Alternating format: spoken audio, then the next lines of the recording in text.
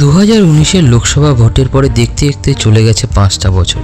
অনেক কিছু পাওয়া না পাওয়ার দুঃখ জমেছে মানুষের মনে। নেতা মন্ত্রীদের অনেক ঢালাও প্রতিশ্রুতি, কোনোটা হয়তো পূরণ হয়েছে, কোনোটা বা হয়নি।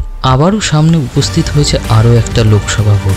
2019-এর ভোটের নিরিখে বাংলায় 42টি আসনের মধ্যে তৃণমূল পেয়েছিল 22টি আসন, বিজেপি 18টি এবং কংগ্রেস 2টি। চলুন দেখে নেওয়া যাক এই 42টি লোকসভা কেন্দ্রের মধ্যে যেসব বিধানসভাগুলো রয়েছে 2021-এ বিধানসভা ভোটে তার ফলাফল কেমন ছিল। আজ আমরা আলোচনা করব প্রথম এবং দ্বিতীয় দফায় যেসব কেন্দ্রগুলোতে ভোট রয়েছে সেই সব কেন্দ্রগুলো নিয়ে। প্রথমে রয়েছে কুচবিহার, যেখানে তৃণমূলের প্রার্থী জগদীশ চন্দ্র বাসুনিয়া এবং বিজেপির প্রার্থী নিশীথ প্রামাণিক। 2021-এর বিধানসভা ভোটের ফলাফল অনুযায়ী এখানে 7টি বিধানসভা কেন্দ্রের মধ্যে 6টিতে বিজেপি এবং 1টিতে তৃণমূল কংগ্রেস জয়ী হয়। দ্বিতীয়ত আলিপুরদুয়ার, এখানে তৃণমূলের প্রার্থী প্রকাশ চক বাড়ই এবং বিজেপির প্রার্থী মনোজ টিগ্গা। 2021-এর বিধানসভা ভোটের ফলাফল অনুযায়ী এখানে 7টি বিধানসভা কেন্দ্রের মধ্যে 7টিতেই বিজেপি জয়ী হয়।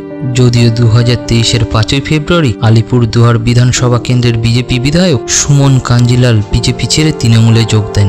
তৃতীয় জলপাইগুড়ি, এখানে তৃণমূল প্রার্থী নির্মল চন্দ্র রায় এবং বিজেপি প্রার্থী জয়ন্ত কুমার রায়। 2021-এর বিধানসভা ভোটের ফলাফল অনুযায়ী এখানে 7টি বিধানসভা কেন্দ্রের মধ্যে 4টিতে তৃণমূল কংগ্রেস এবং 3টিতে বিজেপি জয়ী হয়। চতুর্থ দার্জিলিং, এখানে তৃণমূল প্রার্থী গোপাল লামা এবং বিজেপি প্রার্থী রাজু বিস্তা। 2021-এর বিধানসভা ভোটের ফলাফল অনুযায়ী এখানে 7টি বিধানসভা কেন্দ্রের মধ্যে 1টিতে তৃণমূল, 5টি আসনে বিজেপি এবং 1টিতে গোর্খা জনমুক্তি মোর্চা জয়ী হয়। পঞ্চম রায়গঞ্জ, এখানে তৃণমূল প্রার্থী কৃষ্ণ কল্যাণী এবং বিজেপি প্রার্থী কার্তিক পাল। 2021-এর বিধানসভা ভোটের ফলাফল অনুযায়ী এখানে 7টি বিধানসভা কেন্দ্রের মধ্যে 5টিতে তৃণমূল কংগ্রেস এবং 2টিতে বিজেপি জয়ী হয়। ষষ্ঠ বালুরঘাট, এখানে তৃণমূল প্রার্থী বিপ্লব মিত্র এবং বিজেপি প্রার্থী সুকান্ত মজুমদার। 2021-এর বিধানসভা ভোটের ফলাফল অনুযায়ী এখানে 7টি বিধানসভা কেন্দ্রের মধ্যে 4টিতে তৃণমূল এবং 3টিতে বিজেপি জয়ী হয়।